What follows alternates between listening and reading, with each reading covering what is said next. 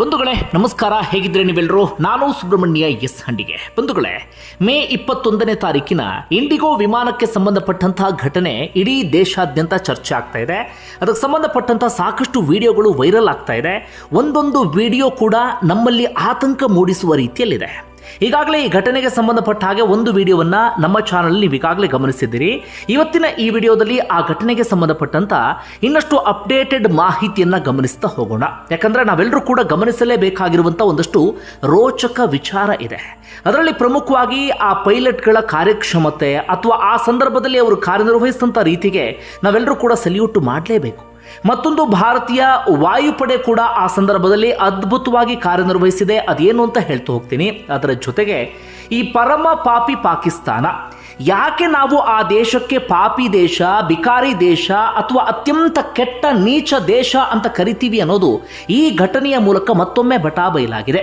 ಈ ಇಂಡಿಗೋ ವಿಮಾನದ ಘಟನೆಗೂ ಪಾಕಿಸ್ತಾನಕ್ಕೂ ಏನು ಸಂಬಂಧ, ಅದನ್ನು ಕೂಡ ಈ ವಿಡಿಯೋದಲ್ಲಿ ಗಮನಿಸ್ತಾ ಹೋಗೋಣ. ಬಂಧುಗಳೇ, ಮೊದಲಿಗೆ ಘಟನೆಯ ಡೀಟೇಲ್ ನಾವು ಗಮನಿಸೋದಾದರೆ, ಅದು ದೆಹಲಿಯಿಂದ ಶ್ರೀನಗರಕ್ಕೆ ಹೊರಟಿದ್ದಂತಹ ವಿಮಾನ. ಅದು 5 ಮಂದಿ TMC ಸಂಸದರು ಸೇರಿದಂತೆ ಒಟ್ಟು 227 ಮಂದಿ ಪ್ರಯಾಣಿಕರು ಇರ್ತಾರೆ. TMC ಸಂಸದರ ನಿಯೋಗವೂ ಕೂಡ ಅದೇ ವಿಮಾನದಲ್ಲಿ ಪ್ರಯಾಣವನ್ನು ಬೆಳೆಸಿರುತ್ತೆ.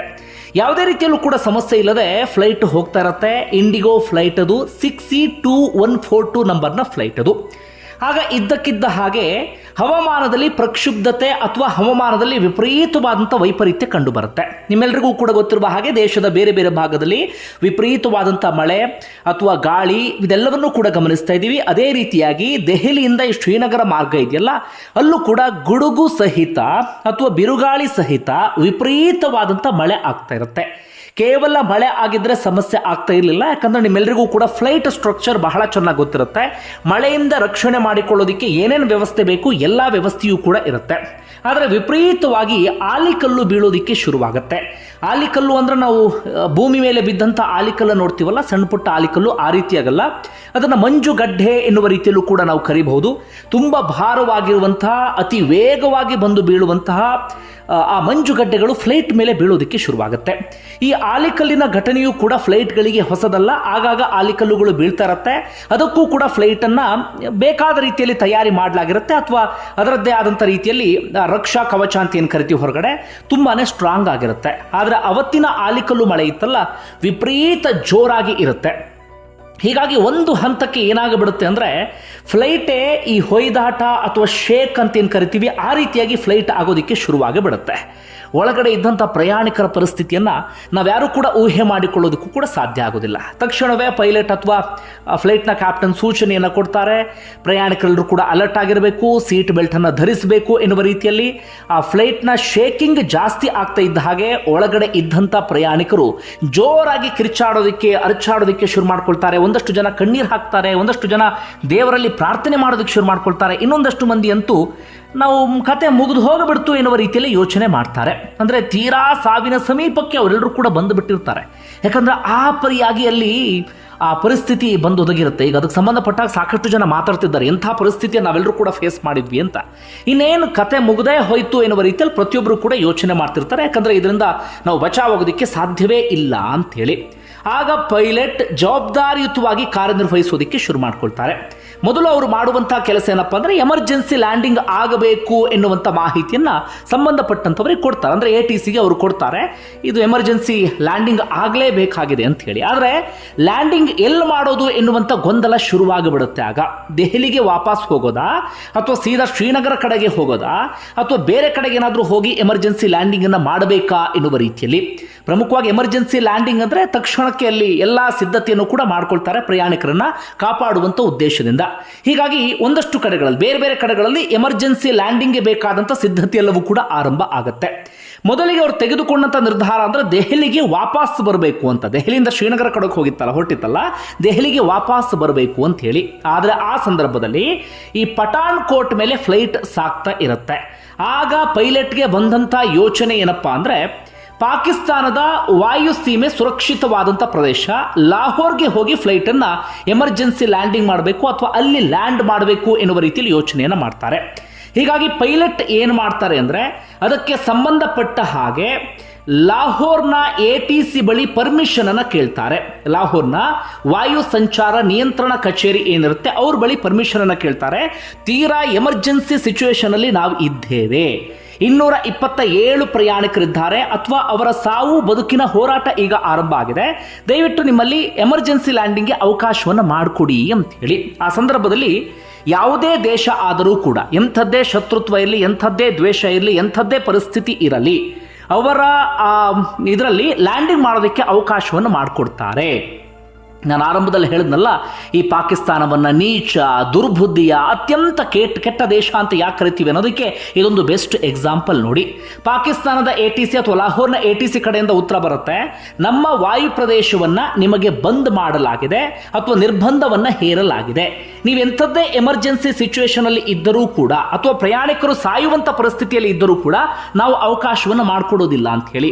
ಆಗ ಪೈಲಟ್ ಮತ್ತೊಮ್ಮೆ ಕೇಳ್ತಾರೆ, ಕೆಲವು ಹೊತ್ತಿಗೆ ಅಂದರೆ ಕೆಲವು ಸಮಯ ಅಷ್ಟು ಮಾತ್ರ ನಮಗೆ ಅವಕಾಶವನ್ನು ಮಾಡಿಕೊಡಿ, ಆನಂತರ ನಾವು ಏನು ಬೇಕೋ ಆ ನಿರ್ಧಾರವನ್ನು ತೆಗೆದುಕೊಳ್ತೇವೆ ಅಂತ ಹೇಳಿ. ಆದರೆ ಆ ರೀತಿಯಾಗಿಯೂ ಕೂಡ ಅವಕಾಶವನ್ನು ಮಾಡಿಕೊಡೋದಿಲ್ಲ, ನಿರಾಕರಿಸಿ ಬಿಡ್ತಾರೆ. ಅದಾದ ಬಳಿಕ ಈ ಮಾಹಿತಿ ಭಾರತೀಯ ವಾಯುಪಡೆಯ ಗಮನಕ್ಕೆ ಬರುತ್ತೆ. ತಕ್ಷಣವೇ ವಾಯುಪಡೆ ಅಲರ್ಟ್ ಆಗುತ್ತೆ. ಪೈಲಟ್ಗೆ ಹಂತವಾಗಿ ಸೂಚನೆಯನ್ನು ಕೊಡೋದಕ್ಕೆ ಶುರು ಮಾಡ್ಕೊಳ್ತಾರೆ. ನೀವೀಗ ದೆಹಲಿಗೆ ವಾಪಸ್ ಹೋಗೋದು ಬೇಡ, ಅದರ ಬದಲಾಗಿ ಶ್ರೀನಗರಕ್ಕೆ ಬನ್ನಿ ಎನ್ನುವ ರೀತಿಯಲ್ಲಿ. ಜೊತೆಗೆ ಮ್ಯಾನ್ಯುಯಲ್ ಮೋಡ್ಗೆ ತೆಗೆದುಕೊಂಡು ಬಂದು ಫ್ಲೈಟನ್ನು ನೀಟಾಗಿ ಇಲ್ಲಿ ಲ್ಯಾಂಡ್ ಮಾಡಿ ಎನ್ನುವ ರೀತಿಯಲ್ಲಿ ಮಾರ್ಗದರ್ಶನವನ್ನು ಕೊಡ್ತಾ ಹೋಗ್ತಾರೆ. ಆಗ ಫ್ಲೈಟನ್ನು ಮ್ಯಾನ್ಯುಯಲ್ ಮೋಡ್ಗೆ ತರಲಾಗುತ್ತೆ. ಪ್ರಮುಖವಾಗಿ ಎಂಥ ಪರಿಸ್ಥಿತಿಯಲ್ಲಿ ಆಗಿರುತ್ತೆ ಅಂದರೆ, ಫ್ಲೈಟ್ ಕೆಳಗಡೆ ಇಳಿತಾ ಇರುತ್ತಲ್ಲ, 1 ನಿಮಿಷಕ್ಕೆ 8500 ಅಡಿ ಕೆಳಗಡೆ ಕುಸಿತಾ ಇರುತ್ತೆ ಅಥವಾ ಇಳಿತಾ ಇರುತ್ತೆ. ಸಾಧಾರಣವಾಗಿ ಏನಾಗುತ್ತೆ ಅಂದರೆ, ಲ್ಯಾಂಡ್ ಆಗುವಂಥ ಸಂದರ್ಭದಲ್ಲಿ ನಿಮ್ಮೆಲ್ರಿಗೂ ಕೂಡ ಗೊತ್ತಿರುತ್ತೆ, ನಿಮಿಷಕ್ಕೆ 1.5ರಿಂದ 2000 ಅಡಿ ಕೆಳಗಡೆ ಕುಸಿತ ಅಥವಾ ಇಳಿತಾ ಇರುತ್ತೆ. ಹೀಗಾಗಿ ಪ್ರಯಾಣಿಕರು ಯಾವುದೇ ರೀತಿಯಲ್ಲೂ ಕೂಡ ಡಿಸ್ಟರ್ಬೆನ್ಸ್ ಆಗೋದಿಲ್ಲ ಅಥವಾ ಫ್ಲೈಟ್ ಲ್ಯಾಂಡ್ ಆಗ್ತಿದೆ ಅನ್ನೋದು ಕೂಡ ಸರಿಯಾದ ರೀತಿಯಲ್ಲಿ ಅನುಭವಕ್ಕೆ ಬರೋದಿಲ್ಲ. ಆದರೆ ಇದ್ದಕ್ಕಿದ್ದ ಹಾಗೆ 1 ನಿಮಿಷಕ್ಕೆ 8500 ಅಡಿ ಕೆಳಗಡೆ ಕುಸಿದು ಬಿಟ್ಟರೆ ಪ್ರಯಾಣಿಕರ ಪರಿಸ್ಥಿತಿ ಹೇಗಾಗ್ಬೇಡ. ಹೀಗಾಗಿ ಬಹುತೇಕರೆಲ್ಲರೂ ಕೂಡ ನಮ್ಮ ಜೀವ ಹೋಯಿತು ಎನ್ನುವ ರೀತಿಯಲ್ಲೇ ಭಾವಿಸಿ ಬಿಟ್ಟಿದ್ರು. ಆ ಸಂದರ್ಭದಲ್ಲಿ ಮತ್ತೊಂದು ಆಘಾತಕಾರಿ ಘಟನೆ ಆಗಿಬಿಡುತ್ತೆ. ಫ್ಲೈಟ್ನ ಮುಂಭಾಗ ಅಥವಾ ಫ್ಲೈಟ್ನ ನೋಸ್ ಅಂತ ಏನು ಕರಿತೀವಿ ಅಥವಾ ಮೂಗು ಅಂತ ಏನು ಕರಿತೀವಿ, ಆ ಮೂಗು ಆಲಿಕಲ್ಲು ಬಿದ್ದ ಕಾರಣಕ್ಕಾಗಿ ಅಥವಾ ಮಂಜುಗಡ್ಡೆ ಬಿದ್ದಂಥ ಕಾರಣಕ್ಕಾಗಿ ಕಂಪ್ಲೀಟ್ ಡ್ಯಾಮೇಜ್ ಆಗಿಬಿಡುತ್ತೆ. ನಿಮ್ಮೆಲ್ಲರಿಗೂ ಕೂಡ ಗೊತ್ತಿದೆ, ಫ್ಲೈಟ್ ಹಾರಾಟದ ಸ್ಥಿತಿಯಲ್ಲಿ ಇದ್ದಂಥ ಸಂದರ್ಭದಲ್ಲಿ ಡ್ಯಾಮೇಜ್ ಆದರೆ ಫ್ಲೈಟ್ನ ಪರಿಸ್ಥಿತಿ ಹೇಗಾಗುತ್ತೆ ಅಥವಾ ಹೊಯ್ದಾಟ ಯಾವ ರೀತಿಯಾಗಿ ಇರುತ್ತೆ ಎನ್ನುವ ರೀತಿಯಲ್ಲಿ ಆ ಫ್ಲೈಟ್ನ ಪರಿಸ್ಥಿತಿಯೂ ಕೂಡ ಹಾಗೆ ಆಗಿಬಿಡುತ್ತೆ. ಆದರೆ ವಾಯುಪಡೆ ನೀಟಾಗಿ ಮಾರ್ಗದರ್ಶನವನ್ನು ಕೊಡ್ತಾ ಹೋಗುತ್ತೆ. ಪೈಲಟ್ಗಳು ಅದೇ ರೀತಿಯಾಗಿ ಕಾರ್ಯವನ್ನು ನಿರ್ವಹಿಸೋದಕ್ಕೆ ಶುರು ಮಾಡ್ಕೊಳ್ತಾರೆ. ಅಂತಿಮವಾಗಿ ಶ್ರೀನಗರಕ್ಕೆ ತುಂಬ ಸೇಫ್ ಆಗಿ ಬಂದು ಫ್ಲೈಟನ್ನು ಲ್ಯಾಂಡ್ ಮಾಡಲಾಗುತ್ತೆ. ಒಳಗಡೆ ಇದ್ದಂಥ ಪ್ರಯಾಣಿಕರಿಗೆ ಹೋದಂಥ ಜೀವ ವಾಪಸ್ ಬಂದಂತಾಗುತ್ತೆ. ಸಣ್ಣ ಪುಟ್ಟ ಸಮಸ್ಯೆ ಆಗಿತ್ತು ಅವರಿಗೆ, ತಲೆ ಸುತ್ತಿನ ಅನುಭವ, ಒಂದಷ್ಟು ಜನರಿಗೆ BP-ಯಲ್ಲಿ ವಿಪರೀತವಾದಂಥ ಏರಿಳಿತ, ಇಂತಹ ಸಮಸ್ಯೆ ಎಲ್ಲವೂ ಕೂಡ ಕಾಣಿಸ್ಕೊಂಡಿತ್ತು. ಅವರಿಗೆ ಆಸ್ಪತ್ರೆಗೆ ದಾಖಲಿಸಿ ಚಿಕಿತ್ಸೆಯನ್ನು ಕೊಡಲಾಯಿತು. ಅದರ ಆಚೆಗೆ ಹೇಳಿಕೊಳ್ಳುವಂಥ ಇಂಜುರಿ ಅಂಥದ್ದೇನೂ ಕೂಡ ಆಗಿಲ್ಲ.